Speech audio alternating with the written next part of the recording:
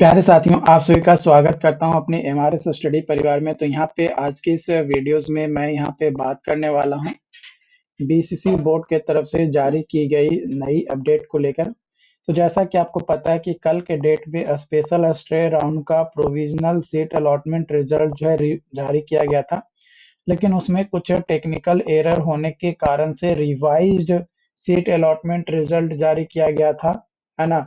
लेकिन जो revised seat allotment result जारी किया गया कल, उसमें भी आपका कुछ प्रॉब्लम हुआ और उसमें फिर मॉडिफाई किया गया। मॉडिफाई करने के बाद आज फिर से जो है स्पेशल स्टे राउंड का प्रोविजनल सीट अलॉटमेंट रिजल्ट पीजीएमएससी का जारी किया गया है। तो इस पे जो है आपको जो लिंक दिया गया है पहला नंबर पे, इस पे आपको क्लिक करना है। जैसे ही आप इस पे क्लिक करेंगे, आपके सामने एक नया पेज खुलकर आ जाएगा कुछ इस तरीके का। और यहाँ पे आपका जो है सबसे ऊपर में आपको यहाँ पे देखने को मिलेगा, click here for modified special stay round allotment result of PGMSC counselling 2023।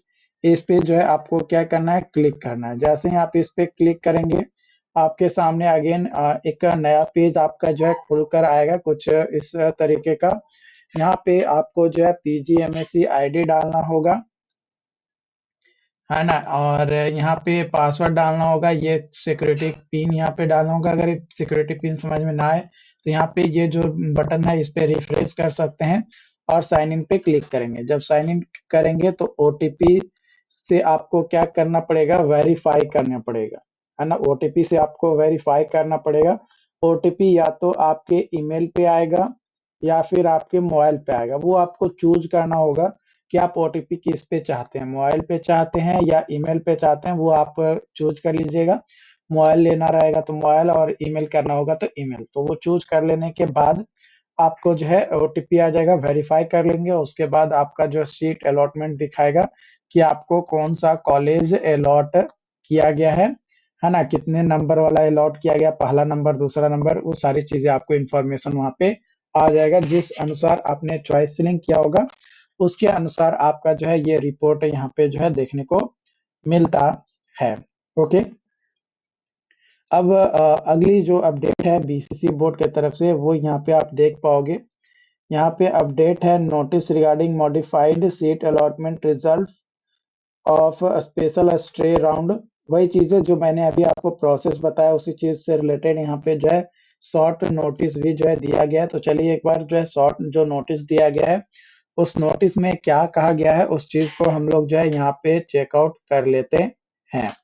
तो यहाँ पे आप नोटिस पे अगर क्लिक करेंगे तो आप यहाँ पे देख पाएंगे, यहाँ पे बताया जा रहा है इन कंटिन्यूएशन जो एडवर्टीजमेंट दिया गया था 22 नवंबर को, उसके अनुसार eligible candidate of special stay vacancy round and all concerned is hereby inform that due to technical error, है ना, कुछ टेक्निकल एरर के कारण से जो रिवाइज सीट अलॉटमेंट प्रोसेस था स्पेशल स्टे राउंड का, उसे विड्रॉ किया जा रहा है, मतलब वापस लिया जा रहा है ना, खत्म किया जा रहा है। और मॉडिफाइड सीट अलॉटमेंट रिजल्ट जो है अपलोड कर दिया गया है बीसीसी बोर्ड के ऑफिशियल वेबसाइट पे, जो कि मैंने प्रोसेस बताया।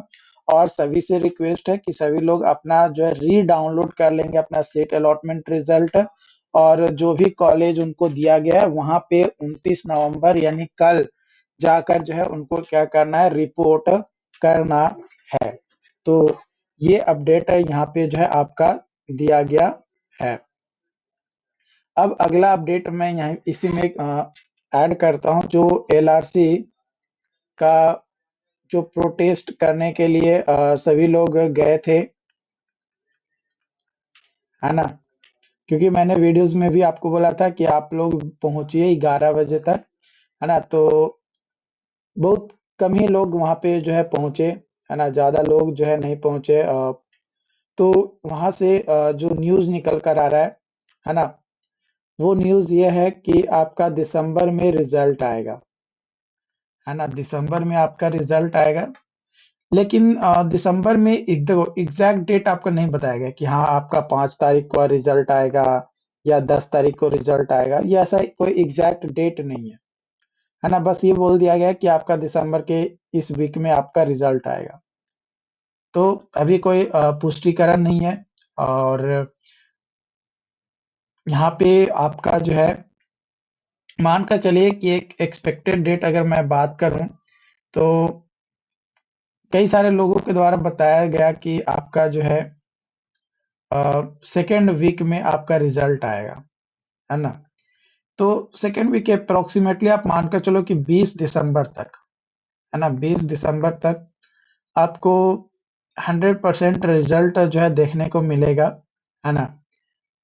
और अगर अकॉर्डिंग टू एनालिसिस अगर मैं बात करूँ, जो बीएसएफसी या और भी जितने भी एग्ज़ाम्स जो जॉब से रिगार्डिंग बीसीसी बोर्ड कंडक्ट करवाई है, उसमें लगभग 3 महीना जो है आपका लग जाता है रिजल्ट देने में, आंसर की के नोटिस जारी करने के बाद।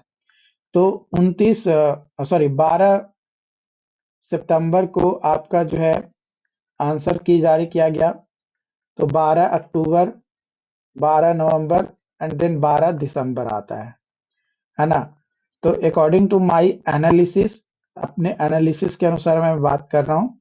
मेरे एनालिसिस के अनुसार 12 दिसंबर से 15 दिसंबर के बीच में आपका डेफिनेटली रिजल्ट से रिलेटेड कोई ना कोई नोटिस आपको देखने को मिलेगा, ठीक है? कोई ना कोई नोटिस देखने को मिलेगा या हो सकता है रिजल्ट ही आपका आ जाए।